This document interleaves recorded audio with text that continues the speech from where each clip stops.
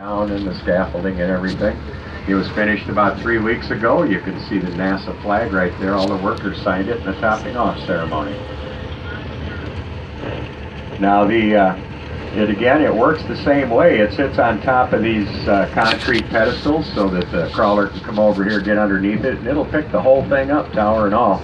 Put it in high bay 3, and then when the rocket is assembled on it, then the crawler will go back in and get it and take it out to launch pad 39B. Platform itself weighs 10.2 million pounds, it's 390 feet high. Now I'll tell you about the launch schedule off of there, which is coming up as soon as we get out to the launch pad. That's almost identical to what we used to launch the Saturn V's off of. Now this gravel road you see over here along to the right side of us here, that's called the Crawlerway, and that was built specifically for those crawler transporters to take the rockets out to the launch platform, out to the launch pads, I'm sorry. The crawler actually straddles the grassy area as it moves. It's about as wide as an 8-lane highway, and it's 7.5 feet deep. It's got a lot of different layers of concrete and sediment in it to handle the nearly 30 million pounds of weight as the crawler passes over it with a rocket on it. It's topped off with that rounded and smooth rock you see right there on top. It's called river rock. It doesn't have hardly any sharp edges on it. They call it river rock because they get it from the Tennessee River in northern Alabama. But it also doesn't have any iron content, so it doesn't spark. A good view inside the vehicle assembly building. This first bay right here, this is high bay 3. This was completed about 2 months ago. That's the bay they're going to assemble the SLS rocket in right there. Now if you want to get an idea how large that building is right there, take a look at those 3 little mouse holes between the doors down on the ground. Those are the people doors right there. That's where that big white building with the dark colored windows across the top, that's the launch control center. There's 4 firing rooms in there. At any given time, you're going to find about 200 technicians, engineers, launch director, all of them in there monitoring all the systems for the launch. Now we're going out to the launch pads right now, and between now and the staging area, I'm going to play a video for you about launch pad 39A. That'll be the first pad that we go around. That's probably the world's most famous launch pad. It's where every manned mission to the moon launched from, Apollo 11 through 17. We also launched 82 of the 135 shuttle missions from there, and it's where SpaceX is launching from now. Now, there's an awful lot to see when we get out here, starting at the staging area in a short period of time, and I'll be telling you a lot more about it when we get out there.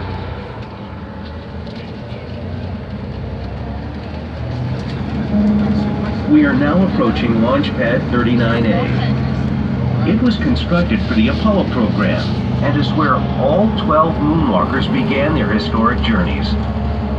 You'll learn more about the Apollo program when you get to the Apollo Saturn V Center.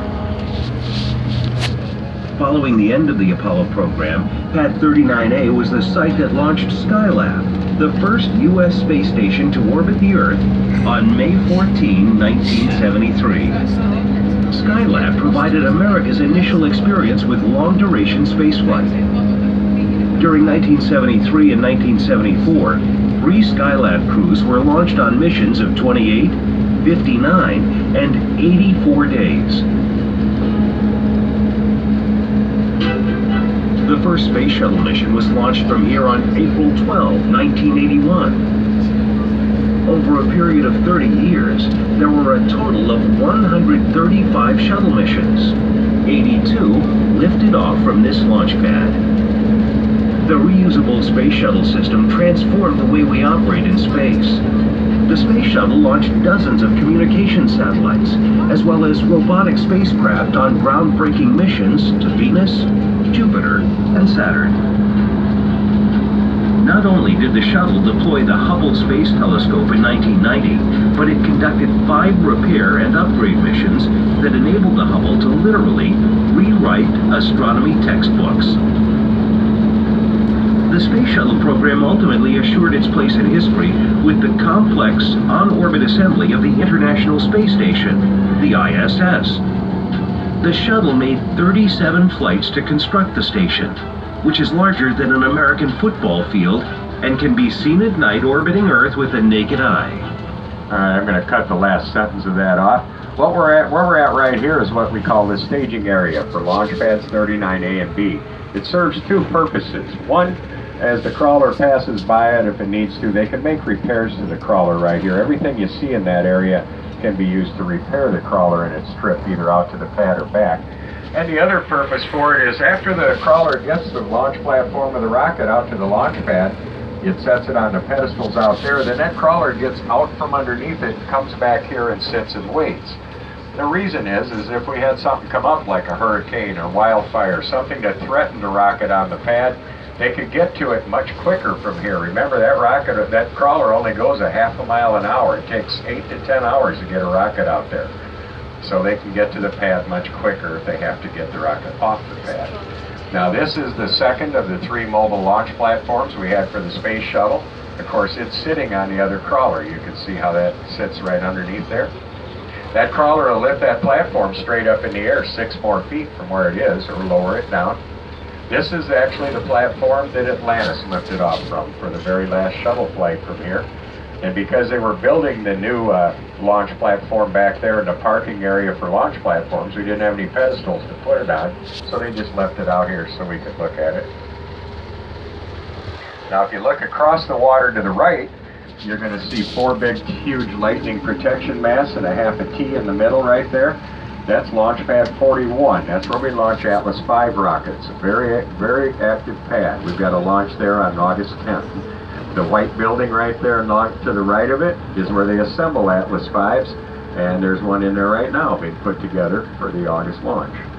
If you look down a little farther, you're going to see 4 more big lightning towers down there.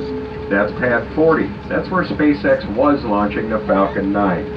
And then they had that explosion during a static firing test last fall, and that pad was badly damaged. It's not going to be ready till the end of the summer.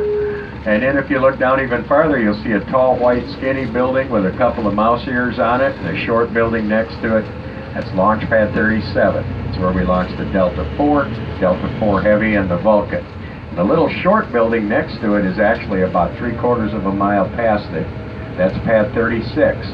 It's not only where we used to launch the manned Gemini flights, but it's being reactivated now to handle the Blue Origin, the Shepard Glenn rockets, and the Vector rocket. Be ready by the end of the year.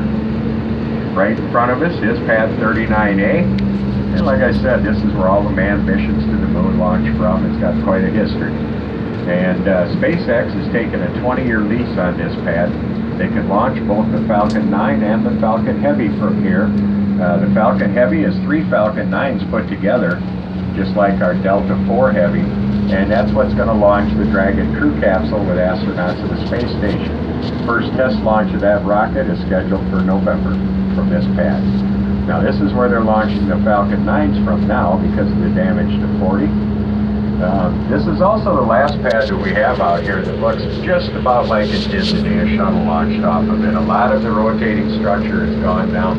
They are taking it down, and I'll be telling you about that in a minute. SpaceX actually assembles their rockets right there in that building. They do it while they're laying down, and when they assemble them on top of what they call a strong back. When we get around this tree line, you're going to go around the bottom of the pad, you're going to see their strong back laying down on the pad up there. It looks like the end of a crane, and it's got some big hooks on the end of it to secure the rocket. Once they get it built on that, they roll it up there on a rail and then just raise it hydraulically vertical for launch. That's that tower that you see when they launch, and you see that tower kind of flip back a little bit. That's the strong back. And that's it laying down on the pad up there between the cranes. Now the rockets, the first stages that they land and reuse, after they recover them, they bring them back to this building too. I believe there's 3 of them in here right now. But the next one is in here getting ready for launch on August 14th. We actually have 5 launches scheduled in August out here.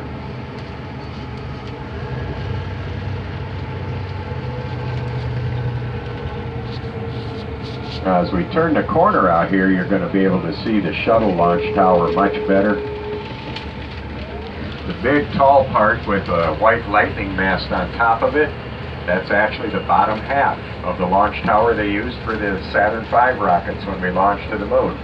and they cut the tower in half, put the lightning protection mast up there, and then they built what they call, that's called a fixed service structure, by the way, and that actually does stay in place, and it's going to stay in place for SpaceX. The lower part of it on the left there with that white square center section is called the rotating service structure. That moves and it folds around like a door. Now that was built specifically for the shuttle. SpaceX does not need it. It is coming down. Only about 3/4 of it is there now. It was all enclosed a few months ago. It'd probably be gone in about a month. But how it used to work is that crawler transporter would bring one of the launch platforms out here with a shuttle already upright and ready for launch. Take it up on the pad there, set it down on the pedestals on the pad, get out from underneath it, go back to the staging area. In the meantime, that rotating structure would fold around behind the shuttle just like a door. And they did that until that white center section there was right against the payload bay doors. At that point, they could access everything on the rocket.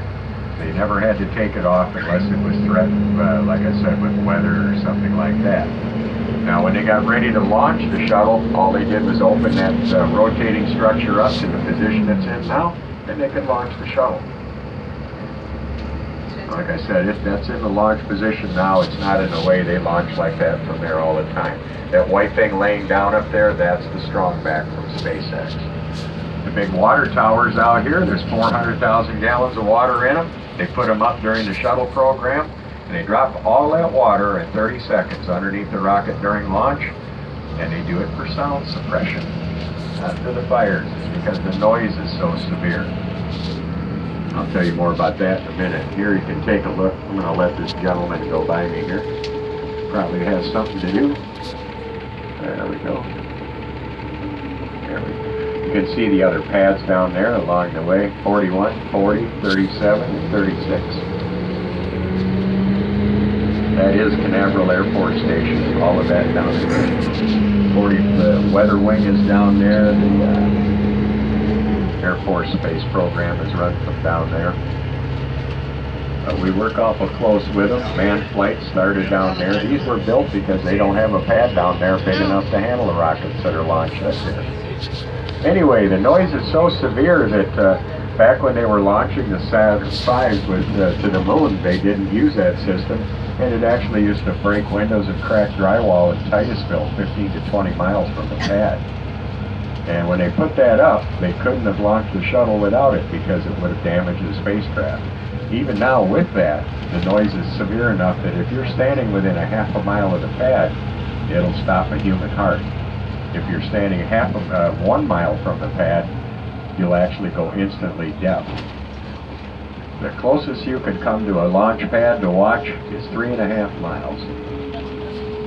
And that's because of the noise.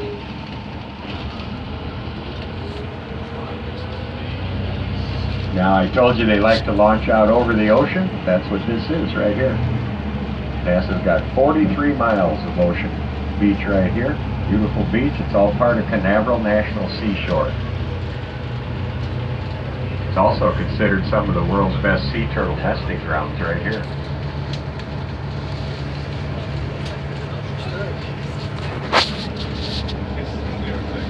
Now, there you go.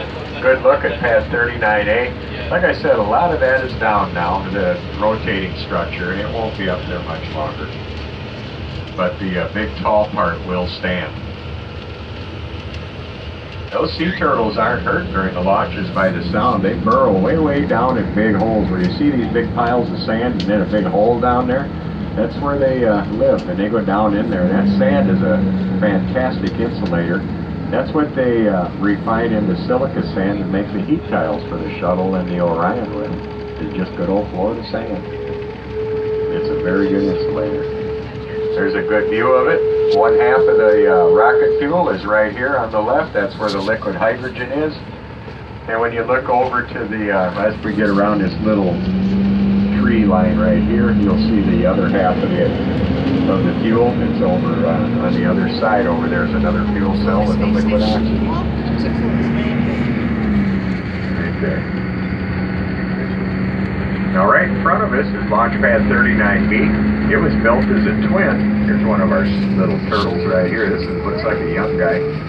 Nope, it's not. Somebody's lunch. It looks like it, because they wander all up and down this road. We always see them out here. Anyway, the pad up here was built at the same time as 39A, and there were a lot of Saturn launches off of this, mostly the Apollo-Soyuz project and some of the test missions for the early Saturns. And then it was upgraded for the space shuttle.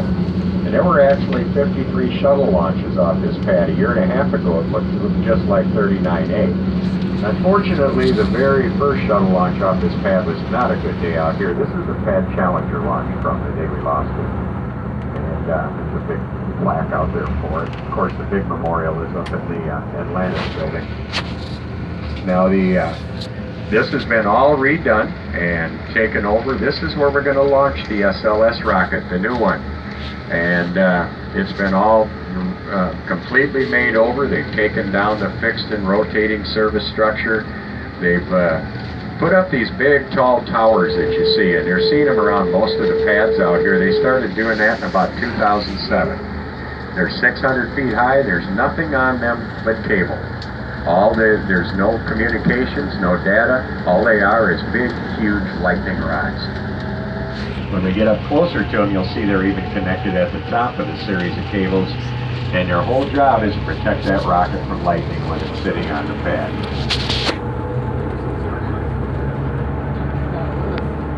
Now, of course, they kept the sound suppression water tower out here, and they ripped out all the old cables over to the Launch Control Center, and they replaced it with high-speed fiber optics. And this pad's all ready to go. It's been done about 6 months now. And in fact, they actually just got a little extra money, so they redid the flame trench underneath and put new fire brick in it. Now, NASA chose this pad because it's the farthest away pad from all the critical buildings out here. And they did it because of the power of the new SLS rocket.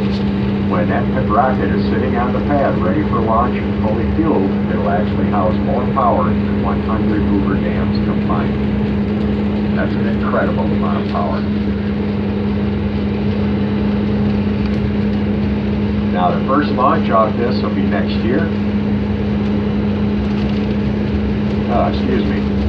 Grew up in Wisconsin, couldn't catch a cold to save me. I had to retire and move to Florida to do that.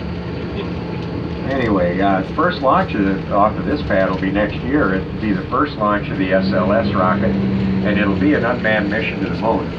And if everything goes right, of course they're going to go up and just orbit around the moon. They're not going to land on it, just orbit around it. If all goes right, they're going to send the first manned mission to the moon since the days of Apollo up in early 2019. And that'll be it'll be about a 6-month mission. They're going to let them orbit the moon up there, and that's so they can check and make sure that Orion space capsule is everything it needs to be to take a 2-year trip to Mars with astronauts. In case you wonder why these fences were already in a big secure area, and you see how they got these fences out here. They go right to the ground, and then they curve outward like that. And the reason is because they found out during the Saturn V days that alligators can climb fences. That's exactly why they're like that. But if they get up like that and they're curved out, they fall down.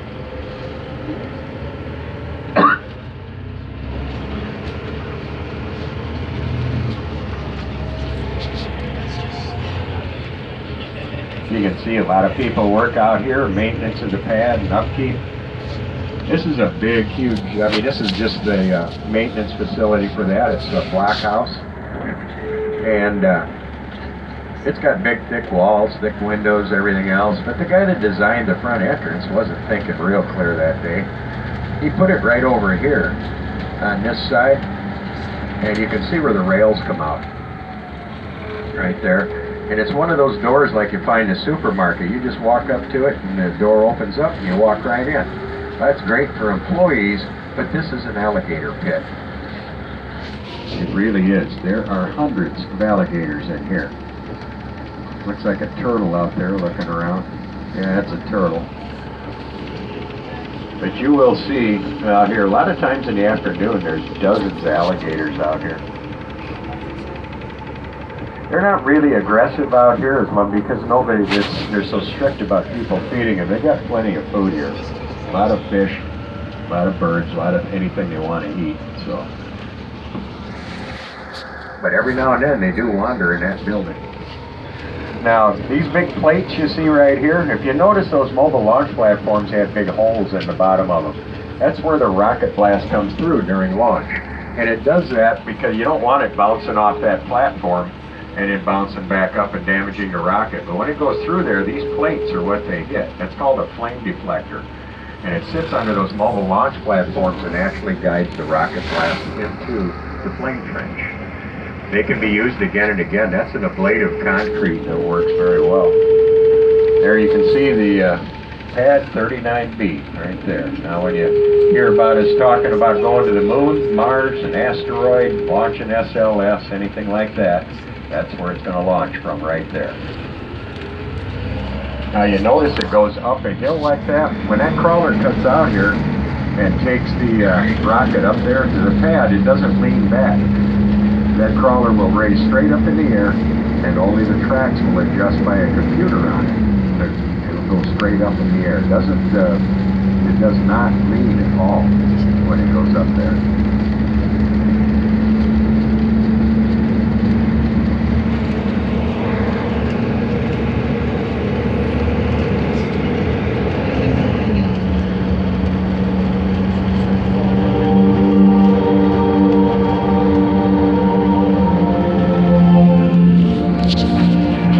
To gain knowledge, to push the boundaries of possibility, and to reveal the unknown. We seek to discover, to find answers, here on Earth and in space. Was Mars once an Earth-like planet with water and an atmosphere? What happened? Can the same thing happen here on Earth? What about asteroids? Is there something we can do to prevent a big one from colliding with Earth? We can go to Mars in our lifetime and answer some of humanity's fundamental questions about life beyond Earth. Robots are doing great work exploring our solar system, but eventually, we want to be able to put a person on the ground.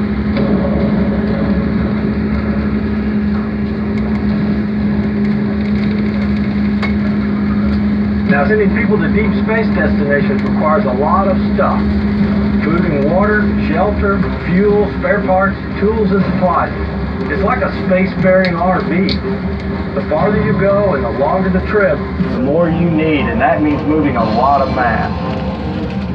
So when you talk about getting past the pull of Earth's gravity, you need a bigger, more powerful rocket.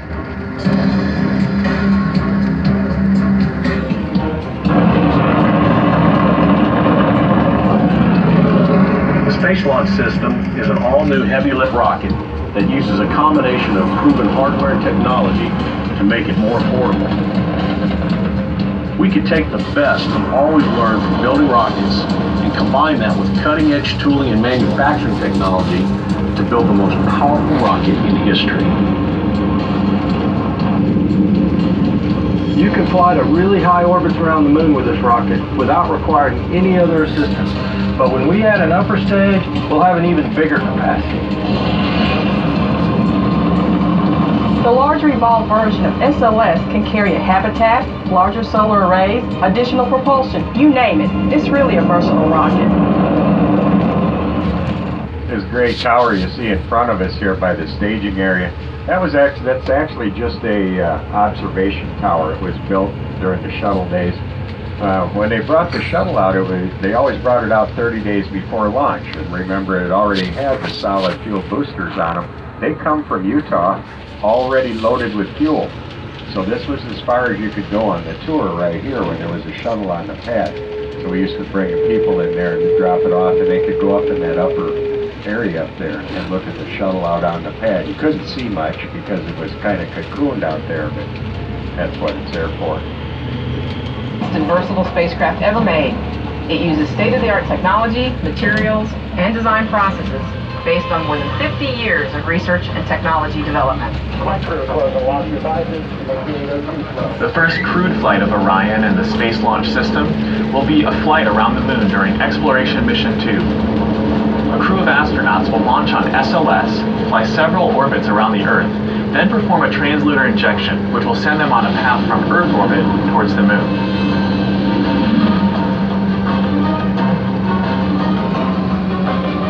Once the crew gets near the moon, Orion will pass within 60 miles of the surface, And from there, Orion can insert into a high lunar orbit several thousand miles from the surface.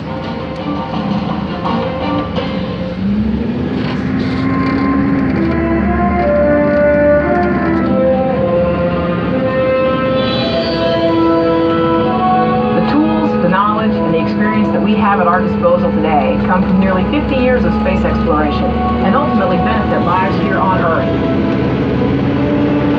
Who knows what will come out of the scientific knowledge, discovery, and economic opportunities that result from deep space exploration?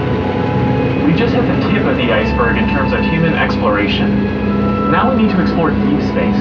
To me, that's the goal, to expand humanity's presence beyond the Earth. Exploring beyond has a deeper purpose, and it is a bolder mission than anything we've ever done before. I believe that people still look to NASA and the United States for leadership in space. It takes courage and resolve and commitment. And when we leave Earth to explore our solar system, it will not be as any one nation or culture, but as citizens of Earth for all of humanity. There we go. Now, I know you've heard a lot about different capsules here. Like I said, they've got the Dragon crew capsule that'll go to the space station, and then this one over here, which is, of course, the Starliner CST-100. That'll only go to the space station. From what we've been finding out is that the Orion capsule not only will go deep space, but they'll be able to launch that to the space station if they want to. But it's much different. In fact, the cargo area that they'll be attaching to that, there's a habitability module that sits on it, and then a cargo area. That cargo area carried a lot more than the shuttle did. In fact, just that cargo area can handle 9 buses. So it's going to be a massive rocket when it's done. And it is almost finished. They're shipping parts of that up here almost every day. I think most of the work that needs to be done yet is just software. Now, if you take a look across the water over there, you'll see that American flag over there, and there's a blue box on the ground right there. That's the electronic countdown clock you always see on television when you're watching a launch. That one's only been out there about 1.5 years, but you probably saw the original one that was on display from the same spot. That was right at the entrance to the visitor center when you came in today. Probably said 1:09 on it, something of that sort. The buildings over there behind it are all occupied by the press. They've got permanent facilities over there. In fact, that beige-colored building with the blue stripe and the blue big picture window in it right there says CBS News. That's Walter Cronkite's old digs when he was calling the moon launches. That's where he used to sit. I believe they've got a big plaque and everything in there for him.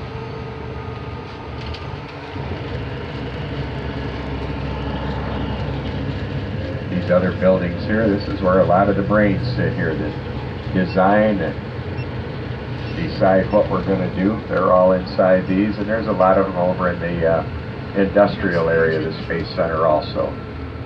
Now this stuff right here on the right hand side, on the far right, you'll see a white square box with a canvas cover on it. That's called the White Room, and it's sitting at the end of what they call the crew access arm. That was on top of Launch Pad 39B when it was a shuttle pad. Astronauts had to walk across that and through that white room to enter the shuttle for launch. Now this rocket-looking thing on the trailer here, that's what they call the emergency escape tower. Now that's going to be bolted to the top of that Orion capsule, the deep space one. And if they have an explosion or fire or emergency on the pad, they've got to get those astronauts off that rocket in a hurry. They can fire that rocket off. It'll pull the crew and the capsule right off the top of the rocket. 0 to 400 miles an hour in about 3 seconds. And it will take them a couple of miles out over the ocean where they parachute safely back to Earth. Sounds like a real fast and exciting ride, and it probably is, but it's very survivable. Most of today's top fuel dragsters and professional drag racers are approaching that speed. It's very survivable by an astronaut. Now, they didn't have that privilege of using something like that with the space shuttle. And that was one of the reasons for shutting the shuttle program down so early. You could never guarantee the safety of the astronauts on the pad. Now, remember, the shuttle is not a conventional rocket. It wasn't a big tube with a rocket with a capsule on top. It was an airplane strapped to the side of a fuel tank.